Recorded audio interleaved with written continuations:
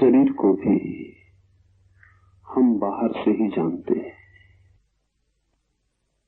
जैसे कोई किसी महल के बाहर घूम ले, दीवारों का बाहरी रूप देख ले और समझे कि यही महल है, ऐसा ही हम अपने शरीर को भी बाहर से देखते हैं। बाहर से दिखाई जो पड़ता है शरीर वही नहीं है। शरीर को भीतर से देखकर तत्क्षण शरीर से छुटकारा हो जाता है। बाहर से तो शरीर का जो रूप दिखाई पड़ता है वो ढका हुआ आवृत रूप है। भीतर से शरीर की वस्तु स्थिति दिखाई पड़ती है, जैसा शरीर है। बुद्ध अपने साधकों को भेजते थे मरघट, लाशों को देखने के लिए, हड्डियों को देखने के लिए, खोपड़ियों को देखने के लिए। शरीर भीतर से वैसा है, सब ढका है चमड़ी के आवरण में। अन्यथा शरीर से इतनी आसक्ति, इतना मोह, इतना ममत्व पैदा न हो।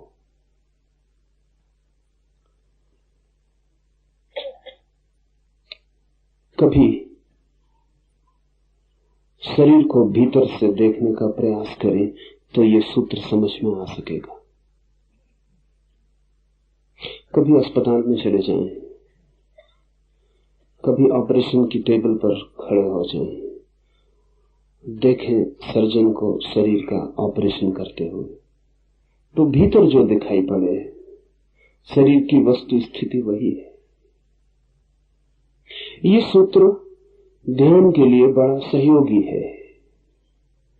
शरीर की कोई निंदा नहीं है इस सूत्र में, इसे ठीक से समझ लें। धर्म किसी की भी निंदा में उत्सुक नहीं है, न ही किसी की प्रशंसा में उत्सुक है। धर्म तो जैसा है उसे जानने में उत्सुक है। तो जब ये कहते हैं कि शरीर हड्डी, मांस, मज्जा, मल मूत्र इन सब का जोड़ है, तो ध्यान रखना कहीं भी निंदा का कोई भाव नहीं।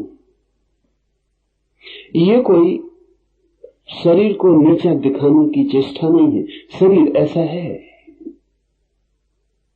शरीर का जो होना है उसको ही खोलकर रख देने की बात है। ये सूत्र कहता है ये शरीर माता पिता के मैल से उत्पन्न हुआ, मल तथा मांस से भरा है। इसका जैसे अपने ही पास, अपने ही निकट चंडाल खड़ा हो, शूद्र खड़ा हो और उसका कोई त्याग करके दूर हट जाए, ऐसा ही इस शरीर का त्याग करके तो ब्रह्म रूप होकर कृतार्थ हो। चंडाल, शूद्र बड़े मूल्यवान शब्द हैं।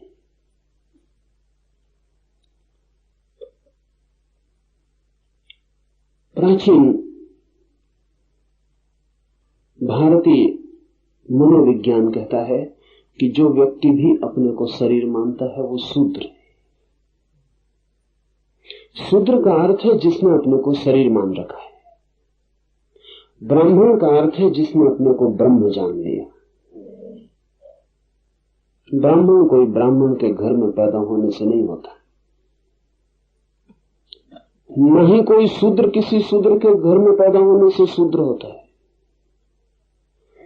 शूद्रता का और ब्राह्मणत्व का कोई भी संबंध घरों से नहीं है, परिवारों से नहीं। शूद्र एक मनोदशा है, ब्राह्मण भी एक मनोदशा है। सभी लोग शूद्र की तरह पैदा होते हैं, कुछ ही लोग ब्राह्मण की तरह होकर मर पाते हैं। सारा जगत शूद्र है। शूद्र अर्थात जगत में सभी लोग अपने को शरीर मानकर जीते। ब्राह्मण को खोजना बहुत मुश्किल है।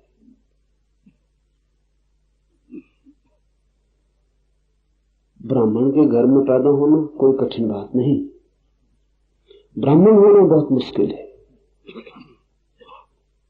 उद्दालक ने अपने बेटे श्वेतकेतु को कहा है कि श्वेतकेतु, तू जा ऋषि के आश्रम में और ब्राह्मण होकर लौट। श्वेतकेतु ने पूछा, लेकिन ब्राह्मण में हूं ही, ब्राह्मण का पुत्र हूं। तो उद्दालक ने बड़े मीठे वचन कहे और बड़े तीखे। उद्दालक ने कहा, हमारे घर में ऐसा कभी नहीं हुआ कि कोई सिर्फ हमारे घर में पैदा होने से ब्राह्मण हुआ। हम वस्तुतः ही ब्राह्मण होते रहे। तो तू जा गुरु के आश्रम में और ब्राह्मण होकर वापस लौट। बाप से कहीं ब्राह्मणत्व मिला है? गुरु से मिलता है।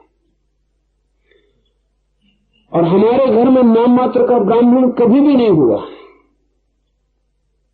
हम सदा ही ब्राह्मण होते रहे।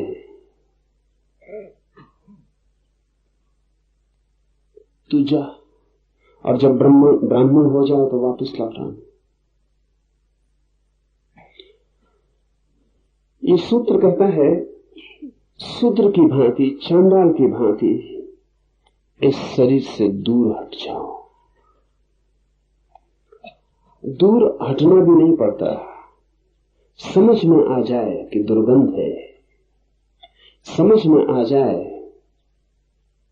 मलमूत्र है, समझ में आ जाए मांस मज्जा है, दिखाई पड़ जाए, दूर हटना शुरू हो जाता है। हम खिंचते हैं वहां, आकर्षित होते हैं वहां जहां सोचते हैं सुगंध है, सुवास है। हटने लगते हैं वहां से, विकर्षित होते हैं वहां से जहां लगता है दुर्गंध है।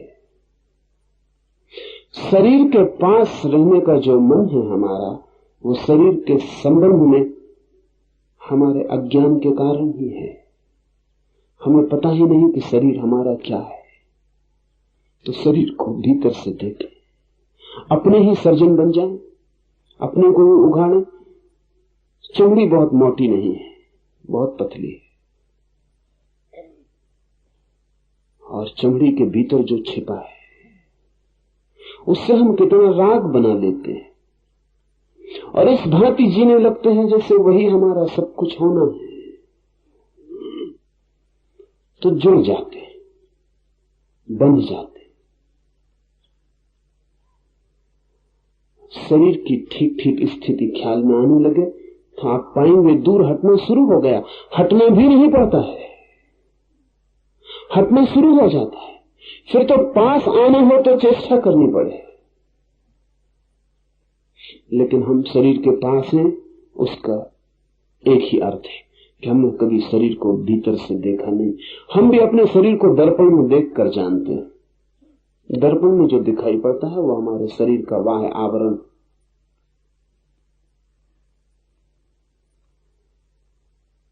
बड़ा अच्छा हो कि विज्ञान ऐसे यंत्र इजाद कर सके, जिसे एक्सरे की मशीन है। आज नहीं कल विज्ञान ऐसे यंत्र बना ले कि उनके सामने आदमी खड़ा हो जाए तो जैसा वो भीतर से पूरा का पूरा हड्डी, मांस, मज्जा, मलमूत्र सब दिखाई पड़ जाए। तो वैसे यंत्र बड़े काम के हो सकते। आपको अपने शरीर की पूरी स्थिति पता चल जाए, आप तत्क्षण पाएंगे आत्मा और शरीर के बीच फासला हो गया। वो जो सेतु थे टूट गए, जो जुड़ाव था वो मिट गया और दूरी बढ़ने लगी।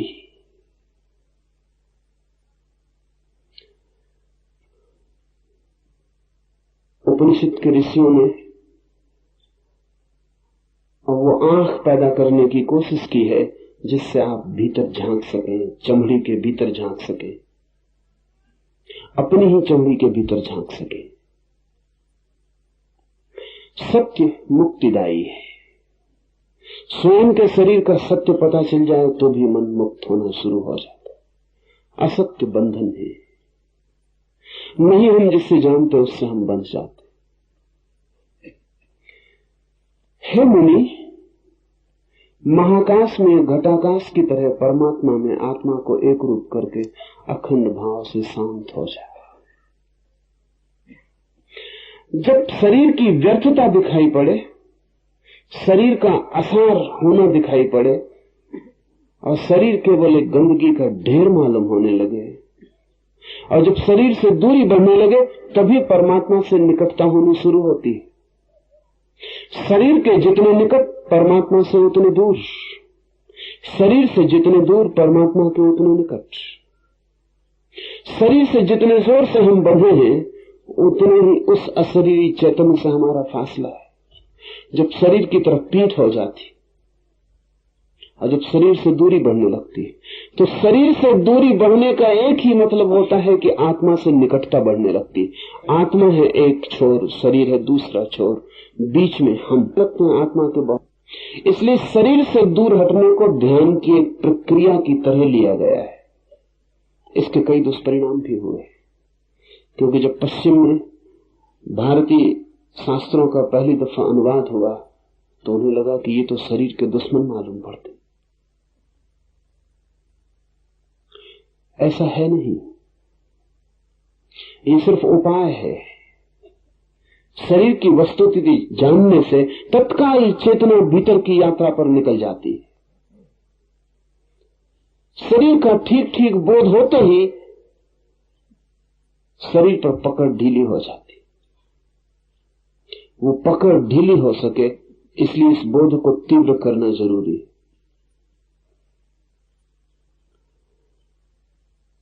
मृत्यु पर चिंतन, शरीर की वस्तु स्थिति पर मनन, उघाड़ कर शरीर का जो रूप है उसे आंख के सामने कर लेना, विधियां हैं ध्यान की। इनसे आदमी भीतर की तरफ सरकना शुरू हो जाता है, और वो सरकना सहज हो जाता है, उसके लिए चेष्टा नहीं करनी पड़ती। अगर आप शरीर को बिना समझे भीतर की तरफ जाना चाहते हैं तो अति कठिनाई होगी, क्योंकि मन तो शरीर में लगा ही रहेगा, जुड़ा ही रहेगा। बुद्ध का एक भिक्षु एक गांव से निकलता है, सुंदर है बहुत। ध्यान में उसके सौंदर्य को और भी गरिमा देती है। मौन भीतर सघन हुआ है तो उस मौन की किरणें उसकी आंखों और उसके चेहरे से और भी प्रकट होने लगी। वह आभा मंडित हो गया है, एक वेश्या उस पर मोहित हो जाती।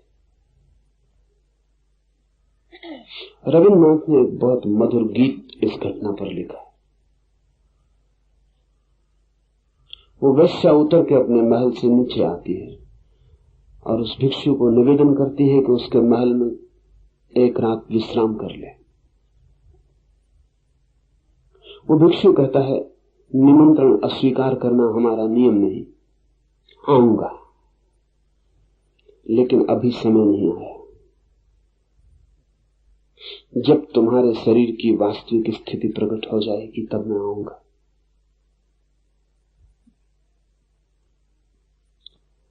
अभी तुम भूल में हो, जिस दिन तुम जगोगी मैं आऊंगा। वैश्या को कुछ समझ में नहीं आता। वैश्या का मतलब यह है कि शरीर की भाषा के अतिरिक्त जिससे और कोई भाषा समझ में नहीं आती। इसलिए ये मत सोचना कि कोई पत्नी है तो वैश्या नहीं है। शरीर की ही भाषा समझ में आती हो तो वैश्या ही है। जब तक आत्मा की भाषा समझ में ना आए तब तक कोई वैश्या होने से ऊपर उठ नहीं सकता। और वैश्या का मतलब स्त्री में समझना, वैश्य भी। शरीर की भाषा समझ में आए और शरीर से ही मोल तोल चलता हो, इतना ही मतलब है वैश्या का। शरीर पर ही सब टिका हो मन, वही हो व्यवसाय। भिक्षु ने कहा, आऊंगा जरूर, लेकिन जब तुम्हारा शरीर अपनी वस्तु स्थिति में आ जाए। उस वैश्या ने कहा, पागल हो गए, यही है समय, अभी मैं हूं युवा, अभी सौंदर्य है अपने शिखर पर। शरीर इससे बेहतर हालत में फिर कभी न होगा। उस भिक्षु ने कहा बेहतर की चिंता नहीं है, वास्तविक की चिंता है। जब वास्तविक होगा आ जाऊंगा। उस वेश्या ने कहा मैं कुछ समझ नहीं पा रही हूं, थोड़ा स्पष्ट करके कह दे। उस भिक्षु ने कहा कि जब कोई भी तुम्हारे पास ना आएगा तब मैं आ जाऊंगा, क्योंकि तब शरीर वास्तविक स्थिति में होगा। तब शरीर बाहर भी वैसा ही दिखाई पड़ने लगेगा जैसा भीतर है। अभी भीतर जैसा है वैसा बाहर नहीं दिखाई पड़ता। जब कोई भी तुम्हारे पास ना आएगा तब मैं आ जाऊंगा।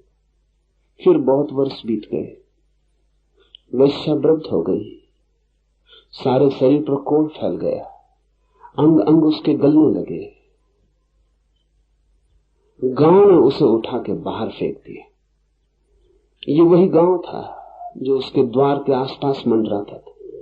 ये वही लोग थे जिनको उसके मकान में प्रवेश नहीं मिलता था, जो उसकी दूर से झलक ले लेते थे तो भी अपने को तृप्त अहोभागी समझते थे। उन्होंने उसे गांव के बाहर फेंक दिया।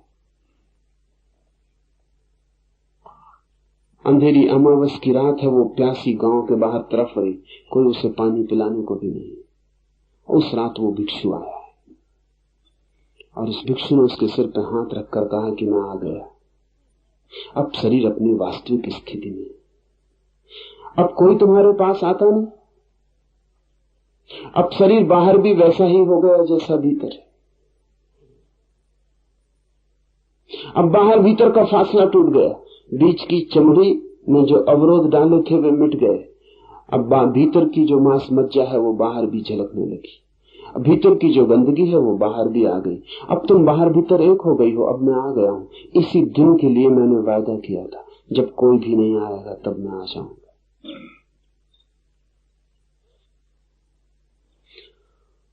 रही मेरी बात, उस भिक्षु ने कहा मुझे तो उस दिन भी ये दिखाई पड़ता था जो आज बाहर आ गया, तुम्हें नहीं दिखाई पड़ता था।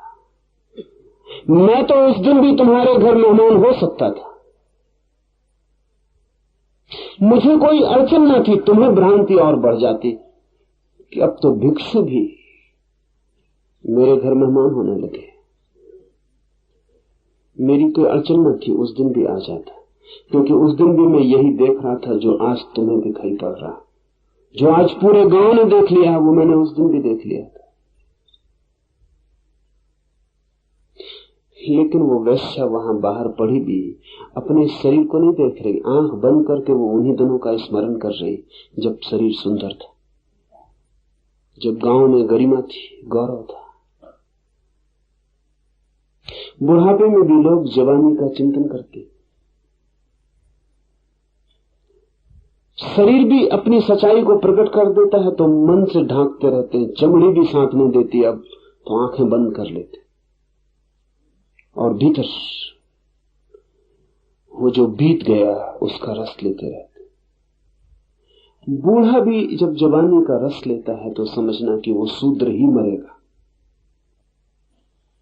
और जब जवान भी बुढ़ापे को आने के पहले ही शरीर में देख लेता है तो समझना कि ब्राह्मण होकर मरेगा। मरता हुआ आदमी भी जब जीवन की ही वासना लिए रहता है तो समझना कि शूद्र है, और भरी जवानी में भी आदमी जब मृत्यु को देखने लगता है तो समझना कि ब्राह्मण का जन्म शुरू हो गया।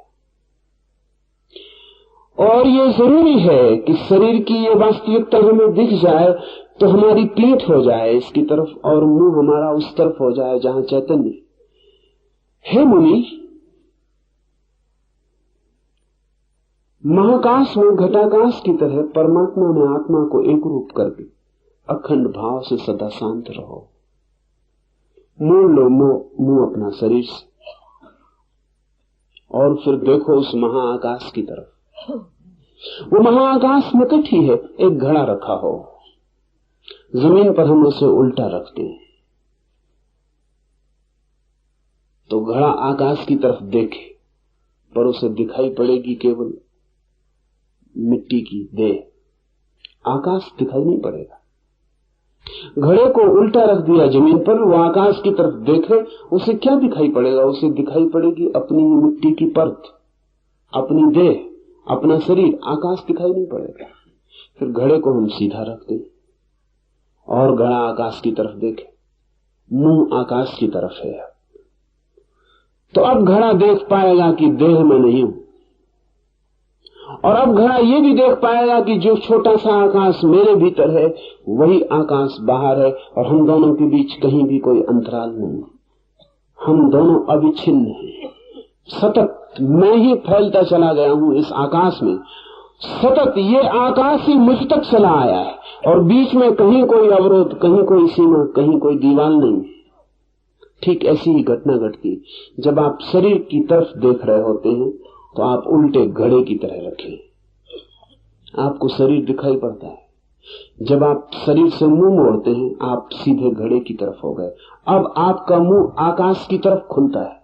जैसे ही कोई व्यक्ति शरीर से मुड़ता है, तत्क्षण आकाश की तरफ उन्मुख हो जाता है, और पहली दफा उसे दिखाई पड़ता है कि जो विराट फैला हुआ है उसमें और मुझ में कहीं भी कोई रत्ती भर का भेद नहीं है। मैं ही विराट हो गया हूं, विराट मुझ तक आ गया है। हे मुनि, महाकाश में घटाकाश की तरह परमात्मा में आत्मा को एक रूप करके अखंड भाव से शांत रहो, और जैसे ही ये दिखाई पड़ता है शांति घटित हो जाती। अशांति क्या है? क्या है हमारी बेचैनी? हमारी बेचैनी यह है कि हम बहुत बड़े हैं और बहुत छोटे में कैद। हमारी बेचैनी यह है कि जैसे बड़े आदमी को एक बच्चे के कपड़े पहना दिए हो, वो हिलजुल भी ना सकता हो, और जगह जगह बन गया हो, और कपड़े भी कपड़े के ना हो, लोहे के हो, तो जो अड़चन मालूम होगी वही हम सबकी अड़चन। हम हैं बड़े, बड़े नहीं विराट, और बहुत छोटी देह में कैद। घर बहुत छोटा है, निवासी बहुत बड़ा है। सब जगह अड़चन मालूम पड़ती, सब जगह सीमा, और सब जगह उपद्रव मालूम पड़ता है। कहां से निकलने की कोई जगह नहीं मालूम पड़ती,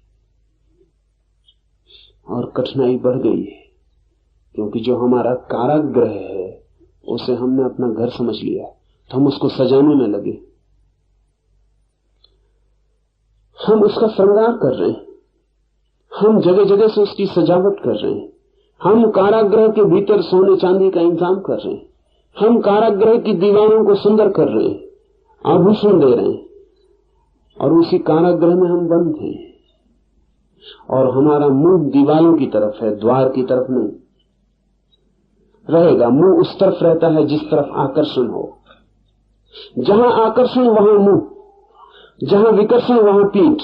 जब तक शरीर में आकर्षण हो, मुंह दीवार की तरफ रहेगा, और जैसे ही शरीर में विकर्षण पैदा हुआ, मुंह शरीर की तरफ नहीं रह जाता, पीठ हो जाती। आपके शरीर में भी द्वार है एक, लेकिन वो द्वार आपको तभी दिखाई पड़ेगा जब शरीर से आकर्षण खो जाए। शरीर में द्वार है, उस द्वार को ही हृदय कहा है। जिसको आप हृदय कहते हैं उसको हृदय नहीं कहा। आप तो हृदय उसको कहते हैं जहां फेफड़ा धड़क रहा है, वहां कोई द्वार नहीं, वहां तो केवल पंपिंग, श्वास का इंतजाम है, वहां तो खून और वायु का मिलन होता रहता है, उससे हृदय धड़क रहा है। वो हृदय नहीं है। हृदय योग की भाषा में आपके भीतर उस द्वार का नाम है कि जब आप शरीर की तरफ से पीठ कर लेते, जब आप शरीर को देखने के लिए भी उत्सुक नहीं रह जाते, जबकि शरीर में कोई भी रस नहीं रह जाता और विराग का जन्म होता है, तब अचानक आप उस जगह खड़े हो जाते हैं जहां हृदय, जहां से द्वार, जहां से घड़ा आकाश की तरफ खुलता है। आपके शरीर में बहुत तरह के द्वार हैं, लेकिन द्वारों का पता तभी चलता है जब आप द्वारों पर पहुंचे। जब तक आप न पहुंचे तब तक पता नहीं चलता। छोटा बच्चा है, उस छोटे बच्चे को कोई भी पता नहीं कि उसके भीतर शरीर में एक काम द्वार है, एक यौन द्वार है, उसे कोई पता नहीं। अभी वो बड़ा होगा, जवान होगा, और एक दिन अचानक उसे काम द्वार का पता चलेगा। उस काम द्वार के द्वारा वो संसार में प्रवेश कर सकता है। वो भी शरीर के बाहर जाने का एक मार्ग है। और ध्यान रहे, इसीलिए काम वासना की इतनी आतुरता है। उससे क्षण भर को हम शरीर के बाहर बह पाते, लेकिन क्षण भर को ही। क्षण भर को शरीर भूल जाता है और हम प्रकृति में डूब जाते हैं। एक द्वार है मनुष्य का प्रकृति की तरफ, नीचे की तरफ, और एक द्वार है मनुष्य का परमात्मा की तरफ, ऊपर की तरफ। जब काम वासना से चित्त भरता है तो हम शरीर के निकटतम होते हैं, और जब हम शरीर के निकटतम होते हैं तो वो द्वार खुलता है जिससे हम और शरीरों के जगत में प्रवेश कर जाते हैं। जब हम शरीर के प्रति विरस हो जाते हैं और शरीर से दूर होते हैं, तब वो द्वार खुलता है जहां से हम आत्माओं के जगत में प्रविष्ट हो जाते हैं। शरीर में दोनों द्वार हैं। शरीर में वो द्वार है जो पदार्थ की तरफ जाता है, और वो द्वार भी जो परमात्मा की तरफ। लेकिन शरीर के प्रति विरस हो जाएं, ऐसा सोच सोच के नहीं होगा। ऐसा आप मन में सोचते रहें कि शरीर हड्डी मांस मज्जा है, कुछ भी नहीं, सोचने से नहीं होगा। सोचना तो बताता है कि आपको पता नहीं, इसलिए सोच रहे हैं। अनेक लोग जिंदगी हो गई यही भाव करते रहते हैं बैठ के कि शरीर में क्या रखा है, लेकिन उनको मालूम है कि रखा है, तभी ये भाव करते हैं। ये बार बार कहने की जरूरत क्या है कि शरीर में क्या रखा है? ये वो अपने को ही समझा रहे हैं, अपने ही मन को समझा रहे हैं कि मन मत पड़ शरीर की बातों में, शरीर में कुछ रखा नहीं। लेकिन ये मन कौन है जो शरीर में लग रहा है?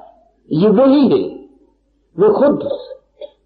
और मन का रस अभी कायम है, इसलिए तो समझाना पड़ता है। नहीं, ये सूत्र समझाने का नहीं है, इसको आप दोहराना मत। इसको बैठ के आंख बंद करके आप दोहराना मत। ये सूत्र उद्घाटन का है। इस सूत्र को समझ के आंख बंद करके शरीर के भीतर खोजना कि क्या ये सूत्र सच कहता है कि मांस मज्जा है। इसको मान मत लेना, इसको मान के खतरा हो जाएगा, आप दोहराने लगेंगे। इसकी खोज करना, तलाश करना। हो सकता है ऋषि मजाक कर रहा हो सकता है झूठ बोल रहा हो। ऋषियों ने जो भी कहा है वो विश्वास करने के लिए नहीं है, खोजने के लिए। अपने भीतर खोजना, टटोलना अपनी हड्डियों को, अपने मांस में अपने पंजों को गपाना और खोजना, अपनी खोपड़ी को छूना और देखना वहां क्या है, और सब तरफ से अपने शरीर से परिचित होना। जिस दिन ये परिचय हो जाएगा, और इसमें देर क्या है, ये तो आज हो सकता है। ये शरीर तो आपको मिला ही हुआ है, लेकिन आपने कभी इसकी खोज नहीं की, इसको आपने कभी जांचा पड़ता नहीं। और ऐसा अजीब है आदमी कि आपको तो माफ भी किया जा सकता है। मैं ऐसे डॉक्टर्स को जानता हूं जिनका सारा अध्ययन, जिनकी सारी शिक्षा हड्डी मांस मज्जा की है, वे भी इतने ही मोहित हैं शरीर में। एक डॉक्टर का भी शरीर में मोहित होना चमत्कार है। इसका मतलब है अंधापन गजब का है। अंधापन का कोई हिसाब नहीं। ये सर्जन की तरह ये डॉक्टर टेबल पर शरीरों को काटता रहता है, और फिर भी मजनू की तरह लैलाओं के गीत गाता रहता है। तो चमत्कार इसको कहना चाहिए।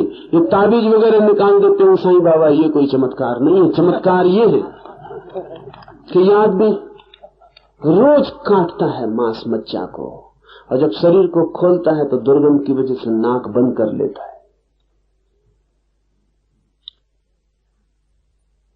एक एक हड्डी से, एक एक नस से परिचित है। भीतर सुंदर जैसा कुछ भी नहीं है।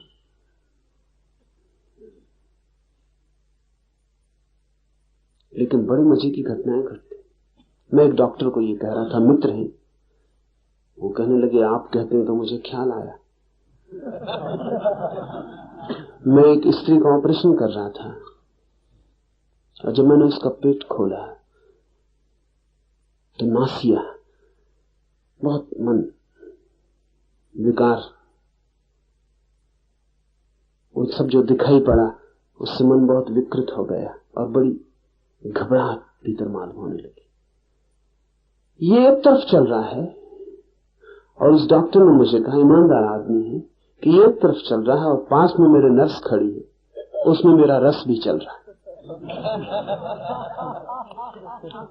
इधर पेट खोल के रखा हुआ हूं, इसको जल्दी किसी तरह निपटाऊं, क्योंकि उस नर्स के साथ मुझे सिनेमा देखने जाना।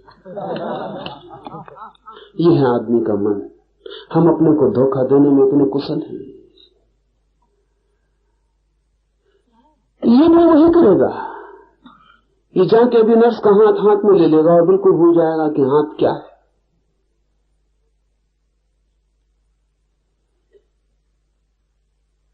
तो आम आदमी को तो माफ किया जा सकता है, लेकिन डॉक्टर की तुलना में कह रहा हूं, माफ किया नहीं जा सकता, क्योंकि शरीर हमारे पास है और हम उससे भी परिचित नहीं हो पाए, और लोग आत्मा की खोज में निकल जाते हैं और शरीर तक से परिचित नहीं हो पाए और आत्मा की खोज में निकल जाते। लोग पूछते हैं आत्मा को कैसे पाएं? कृपा करके पहले शरीर को तो ठीक से जान लें, जो बहुत निकट और करीब है, इससे तो परिचित हो जाए, और इससे परिचित होना ही आत्मा की तरफ उठने की सीढ़ी बन जाती, क्योंकि जो इससे परिचित हुआ वो फिर इसकी तरफ विमुख हो जाता है, और जो शरीर से होता है विमुख वो आत्मा की तरफ उन्मुख हो जाता है, तब उसका मुंह आत्मा की तरफ हो जाता है। और जब आकाश मिलता है भीतर के इस छोटे से घटा आकाश से, तो जो घटना घटती है उसका नाम शांति। अशांति है इस कारागृह में बंद होना, शांति है इस कारागृह के बाहर विराट के साथ एक होने का अनुभव।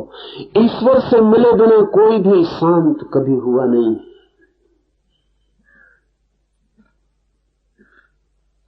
इसलिए जब जितने भी आप उपाय करते हैं शांत होने के, वो व्यर्थ जाएंगे।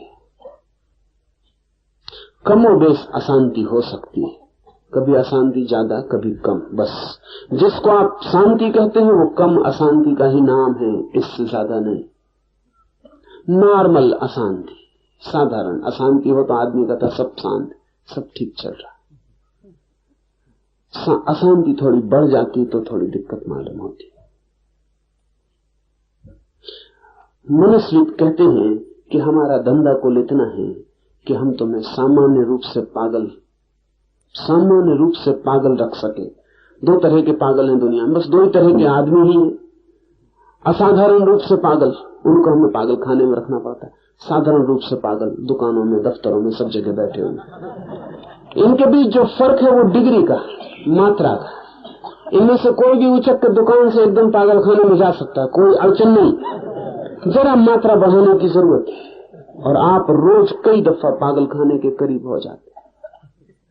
जब आप क्रोध से भर जाते तो आप क्षण भर के लिए पागल हो गए। आप में और पागल में कोई फर्क नहीं, आप वो काम करेंगे जो पागल करता है।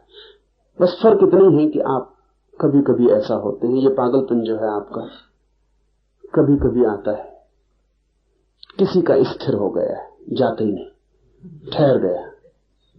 आप थोड़े तरल पागल, लिक्विड, बहते रहते हैं। कोई ठोस हो गया, बर्फ की तरह जम गया।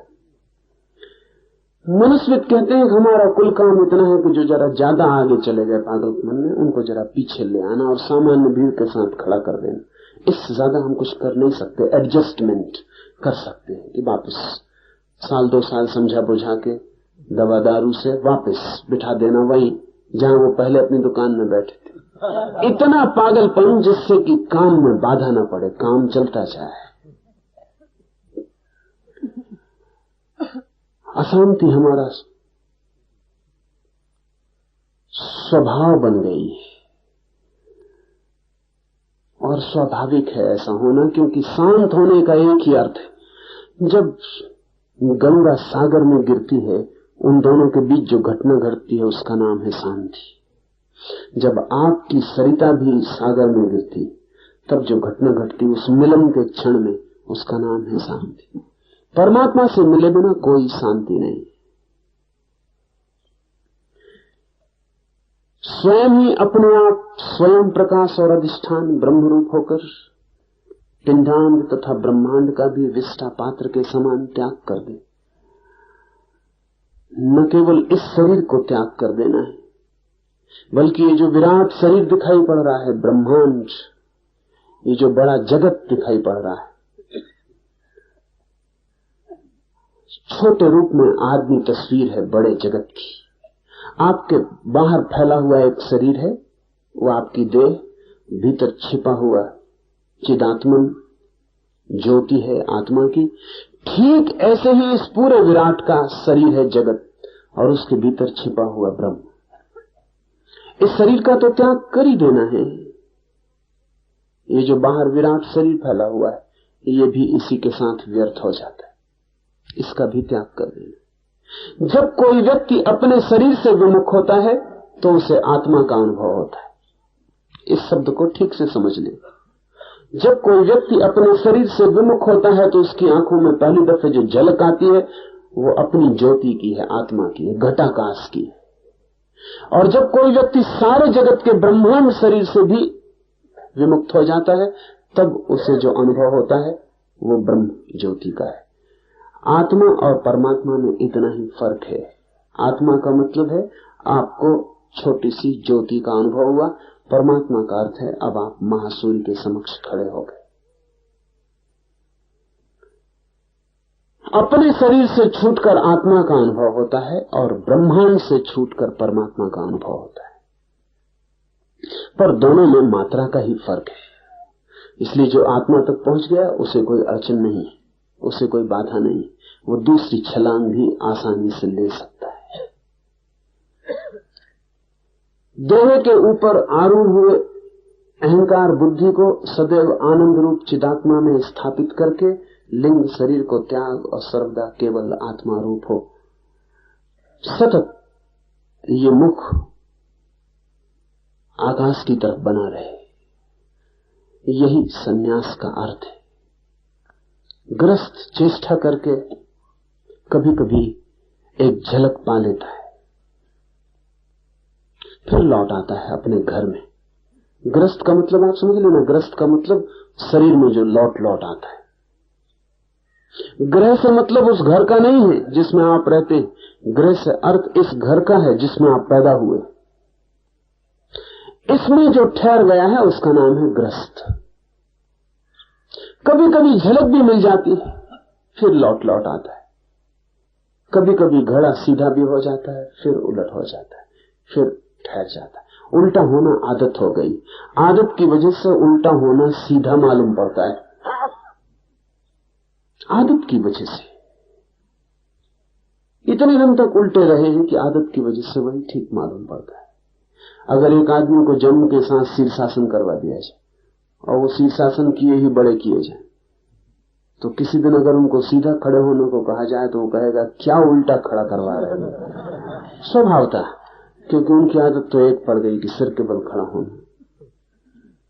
एक छोटी सी जाति है दक्षिण अमेरिका में, एक छोटे पहाड़ पर 300 लोगों का कबीला है। एक मक्खी है वहां जिसके काटने से सभी लोग अंधे हो जाते, तो 300 ही लोग अंधे। छोटी सी आदिवासियों की जाति। सब बच्चे आंख वाले पैदा होते हैं लेकिन 3 महीने के भीतर अंधे हो जाते, क्योंकि 3 महीने के भीतर वो मक्खी काट ही देती है। इसलिए उस कबीले को पता ही नहीं कि आंखें होती, और 3 महीने के बच्चे को तो क्या पता चलेगा कि आंखें, बाकी तो सब अंधे। 3 महीने के भीतर हर बच्चा अंधा हो ही जाएगा। अगर उस कबीले में कभी कोई आंख वाला पैदा हो जाए तो निश्चित ही उस कबीले के डॉक्टर उसकी आंखों का ऑपरेशन कर देंगे, क्योंकि बिल्कुल अस्वाभाविक मालूम पड़ेगा। आंख कहीं होती, किसको होती? किसी को नहीं होती। तो कुछ भूल हो गई प्रकृति की, ऑपरेशन कर देना जरूरी हो जाए। अंधा होना स्वाभाविक है, आदत बन गई। हम जैसे हैं वो स्वाभाविक लगता है, जरूरी है कि स्वाभाविक हो। इसे थोड़ा ठीक से समझ लें। आदत स्वभाव मालूम पड़ सकती है, लेकिन आदत स्वभाव नहीं। आदत और स्वभाव में फर्क क्या है? आदत का मतलब है जिसे हम करते रहे हैं इसलिए करते चले जा रहे हैं। स्वभाव का अर्थ है कि हम अपना सब करना भी छोड़ दें तो वो होता रहेगा, उसे करना नहीं पड़ता। आदत है हमारी शरीर के साथ बंधे होने की, जन्मों जन्मों की, अनंत जन्मों की। ये स्वभाव नहीं है। इसलिए एक दफा आपको ठीक अनुभव हो जाए स्वभाव का तो ये आदत टूट जाएगी, लेकिन झलकें मिल सकती हैं, और झलक मिलती है तो उससे कोई अंतर नहीं पड़ता। झलक जैसे बिजली कौन जाए, फिर अंधेरा घना हो जाता, पुरानी आदत में फिर हम वापस सेटल हो जाते, फिर स्थापित हो जाते।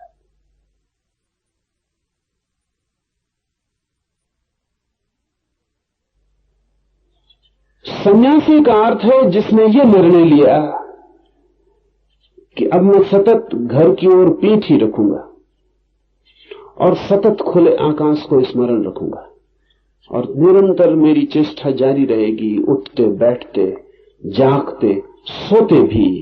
जहां तक मेरा बस चलेगा वहां तक मैं ख्याल रखूंगा कि मेरा मन शरीर से न जुड़े, मेरी आत्मा उस विराट सागर में प्रवाहित होती रहे, बहती रहे।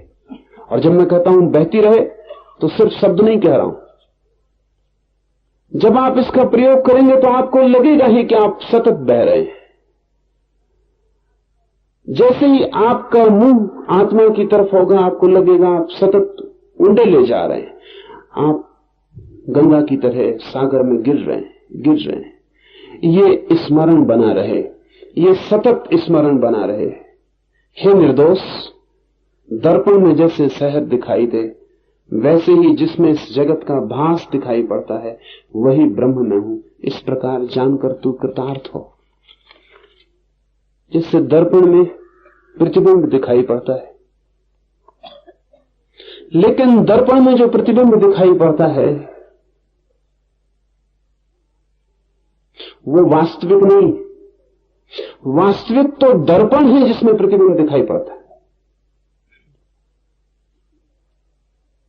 लेकिन आपको ख्याल हो या ना हो, जब आप दर्पण देखते हैं तो दर्पण नहीं दिखाई पड़ता, प्रतिबिंब दिखाई पड़ता है। जब आप दर्पण के सामने खड़े होते हैं तो आपने कभी ख्याल किया कि आप दर्पण देख रहे हैं? आप चेहरा देख रहे होते, दर्पण नहीं देख रहे होते। और जो चेहरा दिखाई पड़ता है वो बिल्कुल नहीं है, वहां बिल्कुल नहीं है, और जो है वो बिल्कुल दिखाई नहीं पड़ता। अगर ऐसा दर्पण बनाया जा सके जिसमें आपको चेहरा न दिखाई पड़े तो दर्पण आपको दिखाई ही नहीं पड़ेगा। वो तो चेहरा दिखाई पड़ता, इससे आप अनुमान करते हैं कि दर्पण है। दर्पण आप अनुमान करते हैं कि है क्योंकि चेहरा दिखाई पड़ रहा है, लेकिन दिखाई चेहरा पड़ता है, दर्पण दिखाई नहीं पड़ता। हां, दर्पण में कुछ अशुद्धि हो तो बात अलग, जितना शुद्ध दर्पण हो उतना कम दिखाई पड़ेगा। अगर हम बिल्कुल निर्दोष दर्पण बना सकें तो हमें दिखाई ही नहीं पड़ेगा। महाभारत की सारी कथा ऐसे ही निर्दोष दर्पण के बनने से हुई। किया था मजाक, मजाक महंगा पड़ा। दुर्योधन और उसके सारे भाई अंधे बाप के बेटे थे, तो मजाक किया था। मजाक अच्छा भी नहीं था, क्योंकि जिस मजाक से दूसरे को चोट पहुंचे वो मजाक कम, हिंसा ज्यादा हो जाती। तो पांडवों ने बनाया था एक मकान, निमंत्रित किया था अपने चचेरे भाइयों को। मकान में ऐसे दर्पण लगाए थे जो बड़े निर्दोष थे। दर्पण इतने निर्दोष थे कि दिखाई ही नहीं पड़ते थे कि दर्पण है।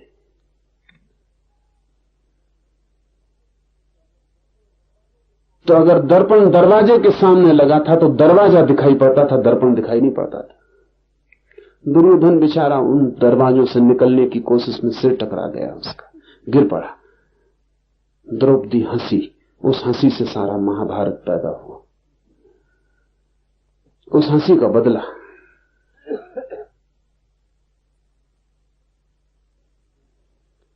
ऐसी कोई बड़ी बात ना थी, लेकिन छोटी सी हंसी भी बड़ी हिंसा हो सकती है। इसलिए द्रौपदी को फिर भरी सभा में नग्न करने की कोशिश का जिम्मेवार अकेला दुर्योधन नहीं है, द्रौपदी की हंसी भी उसमें सम्मिलित। मूल कारण वही है, अंधे का बेटा है इसलिए दिखाई नहीं पड़ता है। होगा ही ऐसा, क्योंकि अंधे का बेटा है इसलिए हंसी के गिरोगे ही। जहां दरवाजा नहीं वहां दरवाजा देख रहे हो। पर बात कुल इतनी थी कि बहुत निर्दोष दर्पण का उपयोग किया गया था, तो दर्पण तो दिखाई नहीं पड़ता, जो प्रतिबिंब पड़ता है वही दिखाई पड़ता है। ऋषि कहता है, हे निर्दोष, दर्पण में जैसे प्रतिबिंब दिखाई दे, वैसे ही जिसमें इस जगत का भास दिखाई पड़ता है, भीतर जो हमारी आत्मा है वो निर्दोष दर्पण है। सारा जगत उसमें दिखाई पड़ता है। तो हम इस जगत को पकड़ने दौड़ पड़ते हैं, लेकिन वो दर्पण हम नहीं देखते जिसमें ये दिखाई पड़ता है, जिसमें ये झलकता है। एक हीरा दिखाई पड़ रहा है, कोहनूर रखा है, वो दिखाई पड़ रहा है, तो आप कोहनूर की तरफ दौड़ते हैं। आपको ये ख्याल में भी नहीं आता कि जिसको ये दिखाई पड़ रहा है, जिसमें ये कोहनूर की छवि बन रही है, वो कौन है? वो दर्पण क्या है मेरे भीतर, जो कोहनूर को मेरे भीतर तक प्रतिबिंबित कर देता है। चांद दिखाई पड़ता है आकाश में, भीतर वो कौन है जिसमें ये चांद प्रतिबिंबित हो जाता है? मेरे भीतर एक घूमता हुआ दर्पण है जो सारे जगत को देखता रहता है। जब तक आप जगत को पकड़ने जा रहे हैं, तब तक आप प्रतिबिंबों को पकड़ रहे हैं। जिस दिन आप दर्पण को पकड़ने लगेंगे, आपका प्रवेश हो गया उस जगत में जो सत्य का है। और दर्पण को जो पकड़ लेगा, फिर वो प्रतिबिंबों के मोह में नहीं पड़ता। ऐसा नहीं कि फिर प्रतिबिंब बनने बंद हो जाएंगे, प्रतिबिंब बनते रहेंगे, लेकिन तब पकड़ने का आग्रह छूट जाता है। और दर्पण प्रतिबिंबों से कभी विकारग्रस्त नहीं होता।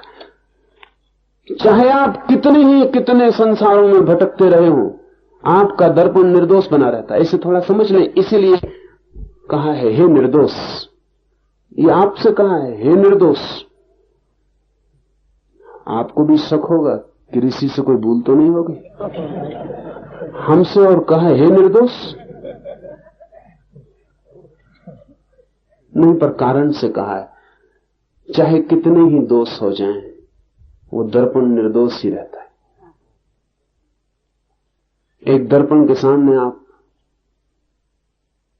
कुछ भी खड़ा कर दें, गंदगी रख दें, मलमूत्र रख दें, दर्पण उसका प्रतिबिंब बना देगा। लेकिन क्या आप सोचते हैं कि दर्पण उस गंदगी से दोषी हो गए?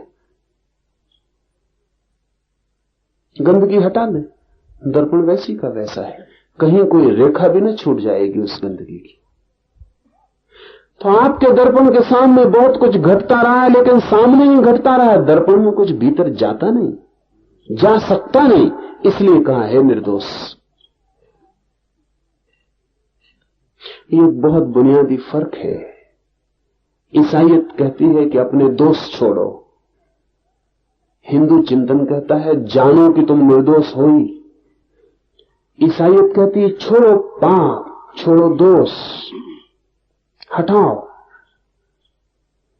हिंदू चिंतन कहती है हटाना क्या है, तुम दर्पण हो ये भर जान लो, फिर सब हट गया, तब तुम निर्दोष हो ही।